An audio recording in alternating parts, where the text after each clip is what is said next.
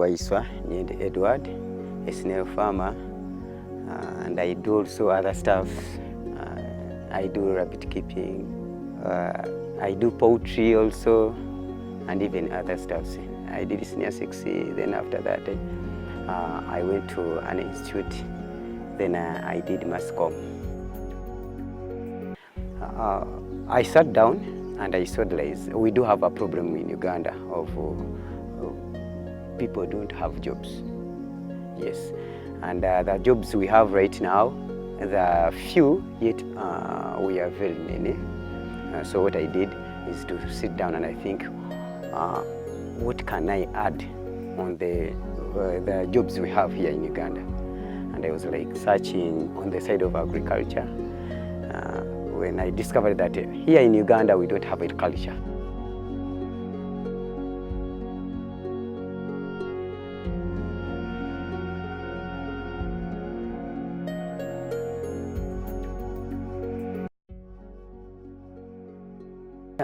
I was like, let me add value to myself and even to my country, then had to look something which is unique to do in Uganda, which is also new to the people of Uganda, and I decided to do snail farming. So I tried to search around something which is new in Uganda, and I had to come up with heliculture. Heliculture, this is rearing of cold-blooded animals like snails, toads, snakes, crocodiles, and even other stuff. So what I did is to look for the information.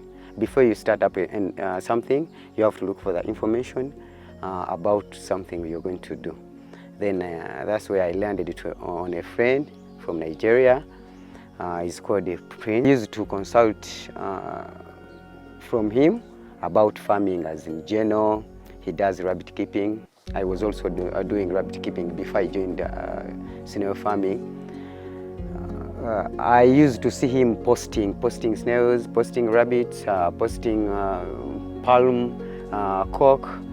Then I was like, I think this one will be a good friend of mine, and I tried my level best so that he can become a friend of mine, and he was so soft on me, and we became friends.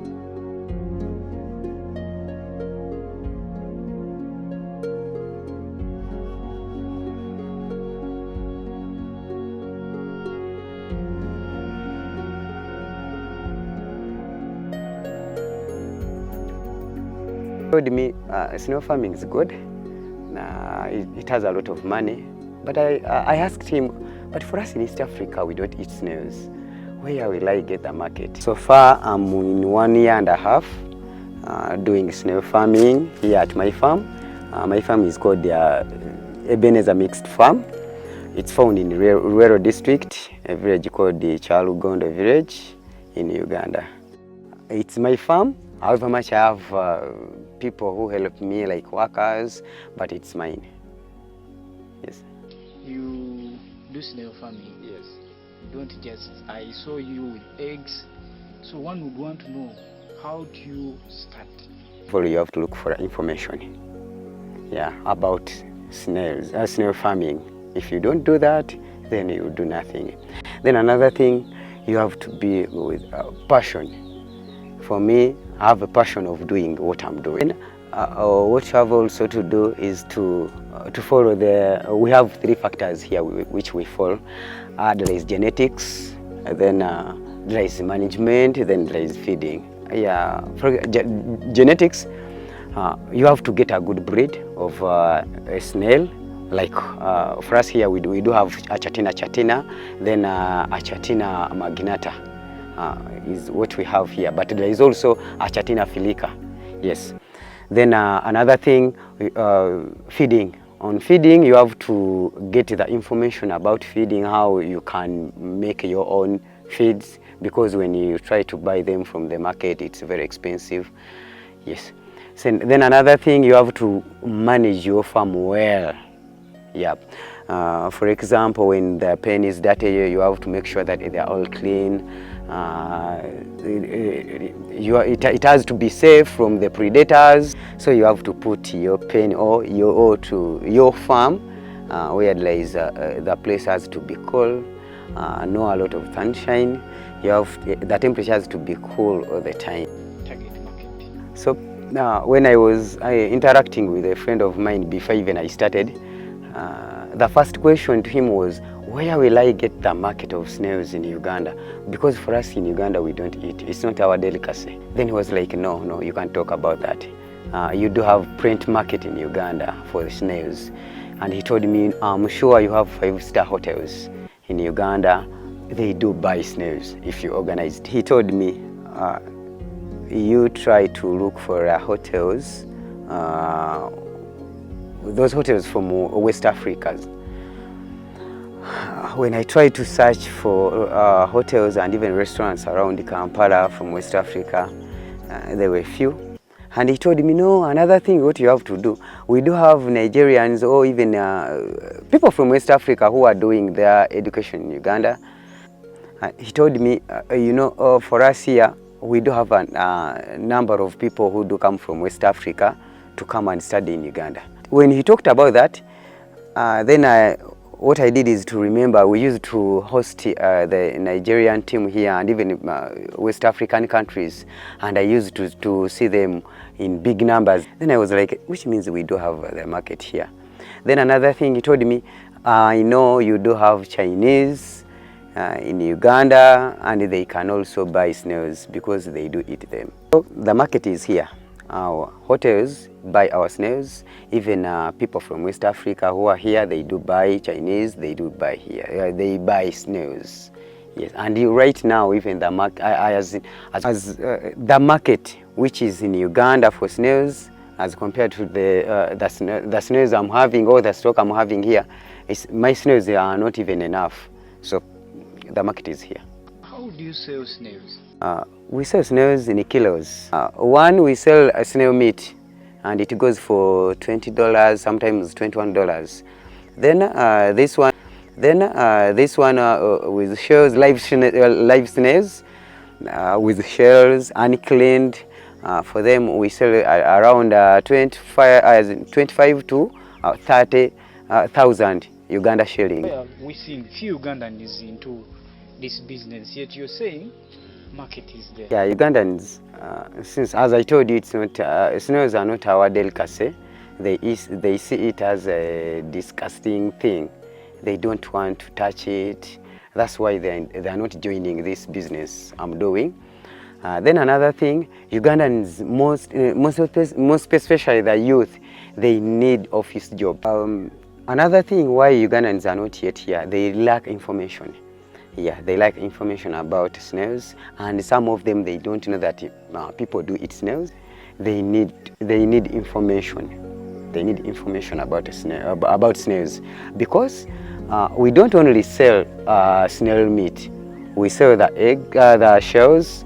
We sell the slime, snail slime. Then we also sell blood of snails. Pharmaceutical companies do buy it. They told me they make diabetic tablets. Have you done? Have you left Ugandans to be there? At first, I never wanted to tell Ugandans about what I'm doing. In Uganda, it's like a shame when you tell someone I'm doing snail farming. But I reached to an extent that every market I used to get, they were telling me they needed snails in tonnage. So what I did is to come back, and I started sensitizing people through social medias, and even allowing media fraternities coming to my farm to get interview. And to do snail farming, you don't need a lot of or a large space, or you don't need acres to do snail farming. You can also do snail farming in the urban areas, on your backyard. You can do snail farming indoor. Those who are having greenhouses, you can do snail farming there, because in a space of like 4 feet to 8 feet, you can keep snails between 180 to 250 snails. Then another challenge, and it was the biggest, people around me, around where my farm is, they could tell I'm mad, because they have never seen someone doing snail farming in Uganda or in East Africa as well. So for me, when I started this, they were like, no, that guy is mad. Then another thing is capital. You know, getting capital also was and is still a problem here, because Uganda is a bit hotter, and doing snail farming commercially, you need to have greenhouses, and it's very expensive here to get greenhouses. So capital is also a problem to me. So for me, to start, I started with 500,000 Uganda shillings, and I got it from my farm here, because I'm doing also other stuffs like rabbits, what. So what I did is to get some money from the farm to create another project on the farm. But someone to start snail farming as a business, at least you need 1 million Uganda shillings. My achievements from snail farming, there are so many. First of all, my farm is famous worldwide. Yes, I do get visitors from Germany. I get visitors from South Africa, Zimbabwe, Mozambique. Then Ugandans also visit me, so my farm is famous. So that's the first thing. I got a lot of friends. Another thing, it has increased on my income, and it's the best earning project here at my farm. First, my farm was struggling as far as finance is concerned. Then when we introduced this project, my farm, as in the earnings increased. And then it's so good for me, and even the people I'm working with. Here, we do get, weekly we can get visitors like 30 to 50, and everyone has to pay consultation fee. I managed to start building my house. I got a car, but a small one, but it's good for me, and I'm okay with it. I take care of my family well, my dad, even other relatives. I can take care of myself, which was not the case at first. Snail farming has done something good for me.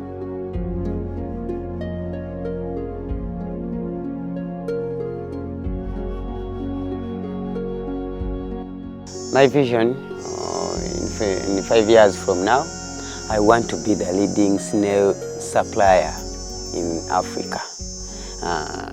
Now we see, for example, in East Africa, we have Rose Odinga, a daughter to Leila Odinga. She's doing well. She started some time back, and I want to do more than. So what I'm going to do is to sensitize more people to join into this business. Right now I have like 50 people who have so far joined me in the business, but I would like thousands and thousands. Then from there, of course, the market I have, I got exporters who are interested in our snails, but for me I can't do it alone. In 5 years, I want to have a very big snail farm in Africa, and making workshops for the whole of Africa.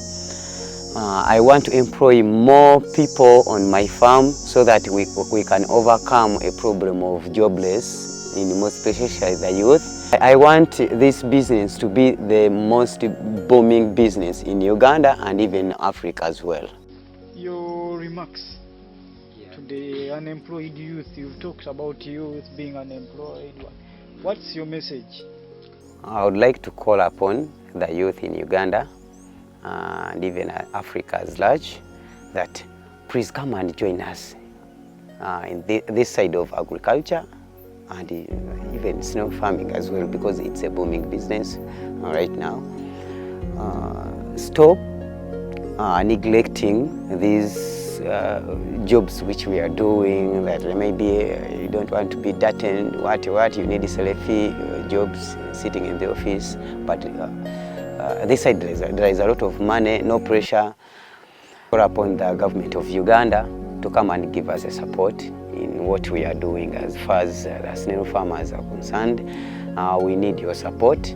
Then we need license. You people,